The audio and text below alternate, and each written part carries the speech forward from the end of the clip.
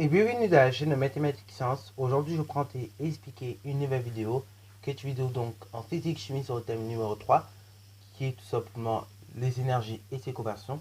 Et dans cette vidéo-là, nous allons faire une petite application donc de la loi d'Ohm. Ok, donc vous allez voir ici comment on peut appliquer la loi d'Ohm pour calculer tout simplement une tension. Mais après, dans deux vidéos, on s'intéressera à calculer d'autres choses. Ok, voilà.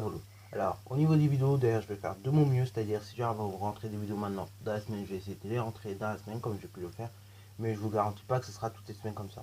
Là, ici, comme c'est la semaine de reprise, je trouve que les devoirs, ça va déjà un peu mieux, enfin, je veux dire, je gère un peu mieux ça, donc j'essaie, voilà, de vous mettre le plus de vidéos possible, mais évidemment, rien n'est gagné. Ça se peut que la semaine prochaine, ce sera déjà plus chargé, ok?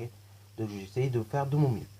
Alors bon, ici, calcul d'une tension en utilisant la loi d'Ohm, c'est ce que nous allons voir un petit peu dans cette vidéo, ok? Donc ici, vous avez une résistance, comme on vous dit, et on nous demande de calculer la tension, en fait, qu'il y a dans cette résistance, lorsqu'elle fait 20 ampères, et tout simplement 8 milliohms, ok? Voilà. Oui, le M devant le ohm, en fait, c'est tout simplement, c'est des milli, ok? Donc 8 milliohms. Donc je vous laisse mettre la vidéo en pause pour faire ce calcul de tension. Et après, tout simplement, nous allons corriger pas à pas. Sur ce donc, correction. Alors bon, dans un premier temps, tout simplement, comme pour toutes les relations, on va les rappeler par quoi elles sont définies. Ok. Alors ici, on sait que la tension est définie par la loi d'Ohm. Et donc, elle est définie par cette petite formule, U est égal à R. Alors bon, comme on va l'écrire dans quelques minutes, je ne voulais pas noter, mais donc, on va la renoter tranquillement dans quelques minutes. Ok.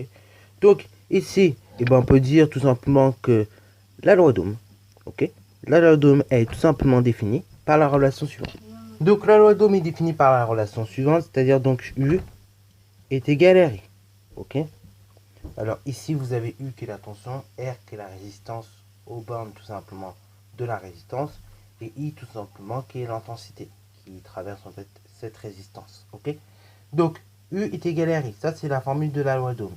Nous, ce que l'on recherche, c'est tout simplement la tension U. Ok. Donc ici, la tension U, je ne la connais pas. Après, en revanche, qu'est-ce que je connais par contre? Je vois que je connais tout simplement une intensité. Mon intensité, c'est 20 ampères. Et je vois également que je connais tout simplement ma résistance. Ok. Voilà. La résistance ici, attention, elle n'est pas dans sa bonne unité. Elle est de 8 milliohms. Alors, mes 8 milliohms, il va falloir que je convertisse ça en ohms, ok? Parce qu'on a dit la résistance dans la formule, en tout cas, elle doit toujours être en ohms, ok? Donc, faites bien l'effort de faire la conversion. Donc, de 8 milliohms en ohms, ok? Donc, c'est simple, vous divisez par 1000.